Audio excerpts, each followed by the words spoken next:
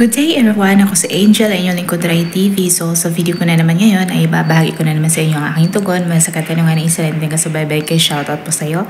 Sana ang interpretasyon na ito ang sagot sa iyong katanungan at para na din sa inyo dyan na mahigang tulad sa panaginip na ito, paalala ko lamang lagi na ito ay isang general interpretation. Kaya hinihiling ko sa inyo na unawain at tingnan mabuti ang mga nangyayari sa inyong buhay ngayon at gamitin ang mga impormasyon na maaaring ibabahagi ko at para labis nyo maintindihan ang ibig sabihin yung panaginip ay panoorin nyo ang video na ito hanggang sa matapos at kung ito ay nag-resonate, bawat isa sa inyo, please leave us a comment. At huwag natin kalimutang mag-like, mag-subscribe at i-hit na din ang notification bell para maging update kayo lagi. As may hindi pa nakapag-follow sa aking Facebook page, follow nyo na po, Rai TV, at i-share nyo na din. Maraming salamat. Ang panaginip tungkol sa brown at tsinelas ay nag-refer sa mga bagay na kailangan mong panatilihing nasa track or panatilihin mong nasa taas. Makikilala kang mabuti sa iyong trabaho kung meron man, or meron kang mga bagay na kakailanganin mong matutunan na i-incorporate sa iyong understanding.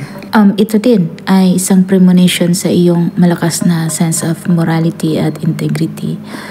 Kailangan mo ng maraming excitement sa buhay. Ang kulay brown sa panaginip ay nag-express sa sitwasyon sa iyong buhay kung saan ikaw ay nakastuck. Gusto mong abutin ang mga bagay or someone at maaaring naninervyos ka tungkol sa pakikipagkita and it's probably been weighing sa iyong isip. At ang panaginip na ito ay isang clue para sa iyong inability na mag-connect sa ibang tao o siguro maaaring nagpanggap ka bilang isang tao na hindi naman talaga ikaw para mag-fit in. At ang tsinelas sa panaginip na ito ay isang tanda para sa greed. Kailangan mong magpakita ng maraming restraint and composure sa mga sitwasyon.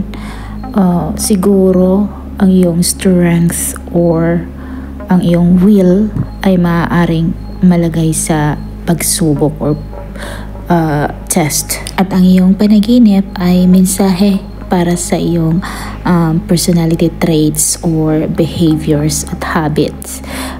Kailangan mong matuto mula sa iyong mga kabiguan at magiging masaya. At ang both brown at tsinelas sa panaginip ay sa kasamaang palad ay isang admonition para sa awkward situation na sinusubukan mong iwasan or i-overlook. Malamang ay nag-hold ka pa din sa mga lumang paniniwala or sa mga outdated na paraan ng pag-iisip at sobra kang nag-alala tungkol sa kung ano ang sasabihin ng ibang tao sa iyo. Kaya ang panaginip na ito ay maaaring simbolo ng kawalan mo ng sensitivity. Kailangan mong matutunan na mag-behave appropriately para sa iba't ibang sitwasyon at various circumstances na maaaring makaharap mo sa iyong sarili. Kaya ang iyong panaginip is a portent para sa emotional secrets or activities. Ang daan tungo sa iyong goals will take some effort and work. Sana nagustuhan nyo ang dream interpretation na ibinahagi ko sa inyo ngayon at magibahagi na din sa inyo mga opinion at katanungan sa pamamagitan ng pagkomento sa baba.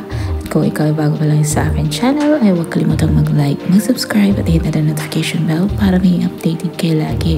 At sa mga hindi pa nagpag-follow sa aking Facebook page, i-follow nyo po Rai TV at i-share nyo din. Maraming salamat, hanggang sa muli, paalam.